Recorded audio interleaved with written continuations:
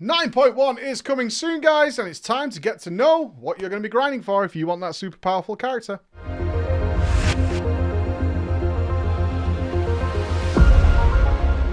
No announcement as of yet, but we are expecting it very soon. Like tomorrow would probably be my guess that we'll see an announcement for this, or next week, next Tuesday.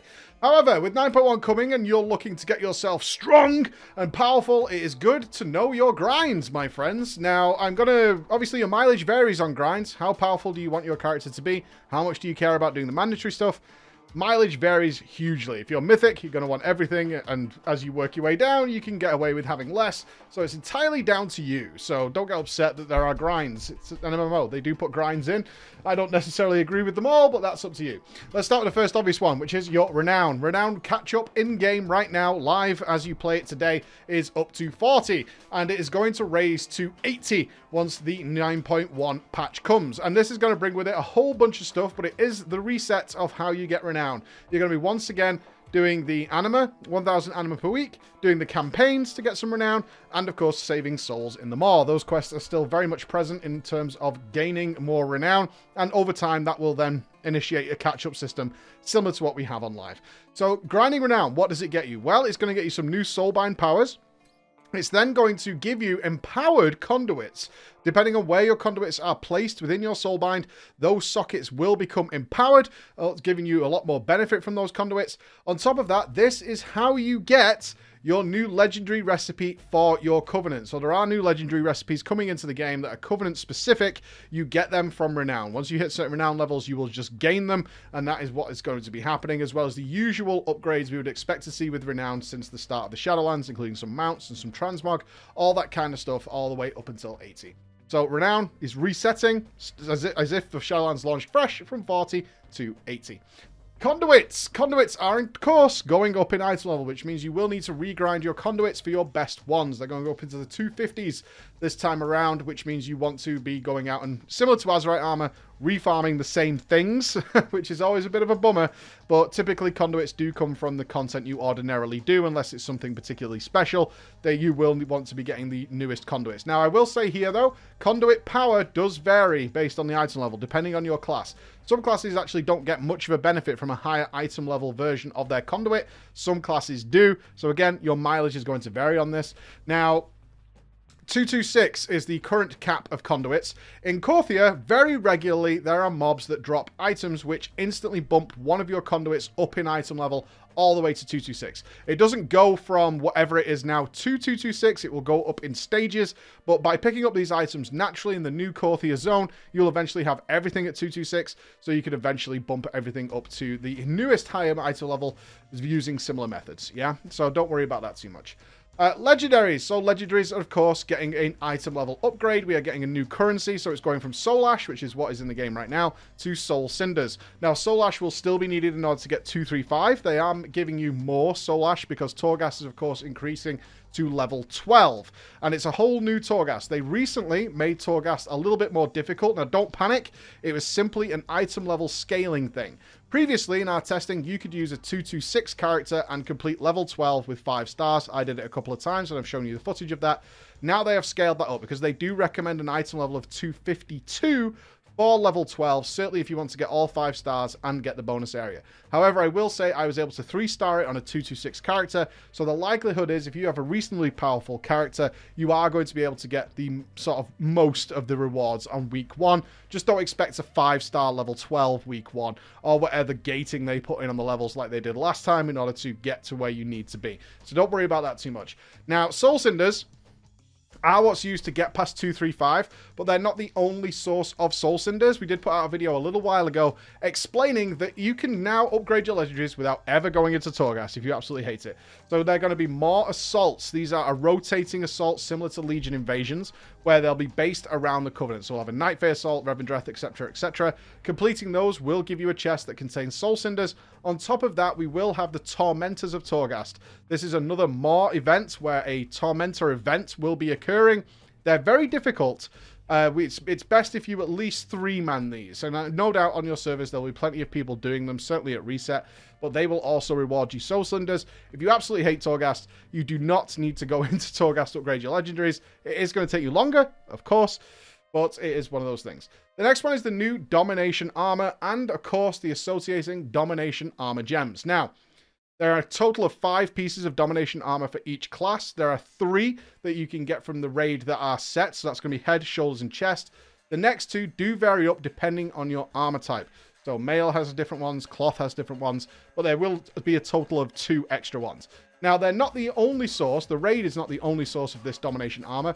You can get them from Korthia as well. They're just going to be lower item level, but they will have a Domination armor slot on them, or a Domination gem slot contained within them. So how do you get the new Domination gems? Well, it looks like they're exclusively coming from the raid. They take 2 ingredients to make. One is the gem itself, and then some Stygian Embers, a new resource, a new currency that's coming into the game. Stygian Embers can be earned from doing the Korthia weekly quest. That will give you a chest that contains some Stygian Embers. But Stygian Embers also drop from the raid bosses. We've had that confirmed. They dropped in PTR testing, so you can get them from there as well. The only thing we haven't seen yet is where you get the exact gems from, although it is 99% likely that they come from raid bosses as well. One question we do have, and we can't confirm that yet, is whether or not if you're doing like mythics, or maybe you want to bypass normal or a lot of normal, things like that, whether it's going to be worth going into normal, heroic, and LFR just to farm these gems, because they are specific. So there are a total of 9 different gems coming into the game. You can have 5 of them equipped at a time if you have 5 pieces of Domination armor. So you want 3 of the same color, which means 3 unique gems. In order to gain the bigger set bonus that comes along with them. Those set bonuses, by the way, I'm not going to talk too much on them because they're clearly not balanced right now. Some of them do very, very little, and one of them does a tremendous amount. One of them is single target, one of them is main stat, so they're kind of all over the place right now. Hopefully Blizzard is going to balance those things out. So, what that means is you might be on the hunt for these gems, which means you might be like, okay, I need to farm LFR just to get the gem, just to get myself going.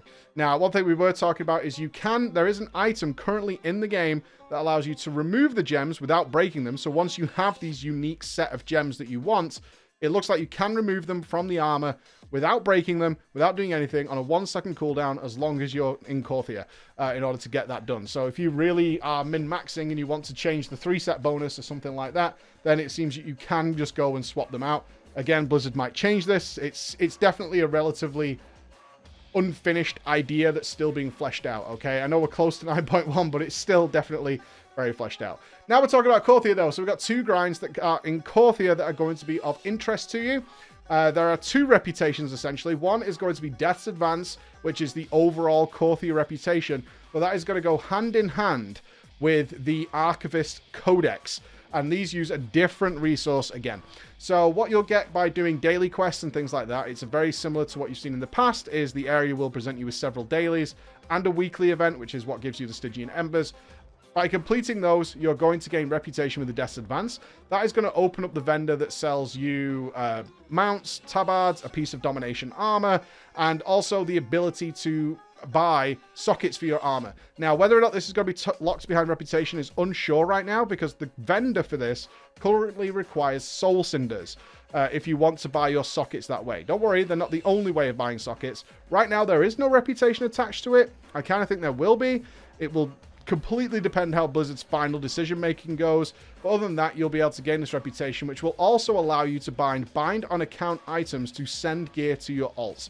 So you'll get an item that will turn an item into something for your alts, and this is all purchasable with Stygia. So Stygia is going to stick around. There are many thousands of Stygia, and you naturally collect Stygia, okay? You get quite a lot of Stygia because you're doing these Tormentors of Torghast, you're doing Korthia weeklies, you're doing more assaults. You get a lot of Stygia very passively right now. I am talking about sockets. Venari no longer sells the socket item at all. It's just gone from the vendor. The new one is in Korthia, and there's 2 of them. Let's talk about the second one. So the final grind that you're going to be interested in is the Archivist Codex. So the Archivist Codex is done by gaining knowledge from killing enemies in Korthia, not in the Maw. It's in Korthia specifically. And you will gain many upgrades and stories to be found. It's really an exploration of the City of Secrets, which will then give you targeted mobs. They will glow purple if they have knowledge on them. Turning them into the Archivist will then unlock more items for you to purchase from there, which will give you new stories, able to interact with all the secrets in Korthia, the portals, the wormholes, the special runic swords, all these kinds of things that you're going to see dotted around day 1, but you're not going to be able to interact with until you gain this knowledge. On top of that, if you start getting enough knowledge to spend on more frivolous items, there is now a Domination armor piece on there, and there's also the ability to buy sockets for your gear. The likelihood is you don't want to be spending soul cinders on sockets, especially early into the patch. So the likely opportunity here is that, in fact, Archivist knowledge is what you're going to be using to spend on sockets, as it's much more readily available. It doesn't need to be used on anything else. It's something you can just invest into here. So those are the 6 interesting grinds and the 6 things that you're going to be able to do to upgrade your power, make your character stronger, and overall be introduced into the game in 9.1 to keep you guys busy. So there it is, guys. That's what you've got coming in terms of character power specifically. So again, mileage varies on this stuff. Not everybody needs everything. Not everybody wants everything. But those are the things you're going to want to be watching out for. All right, guys. Thank you so much for listening. Bye-bye.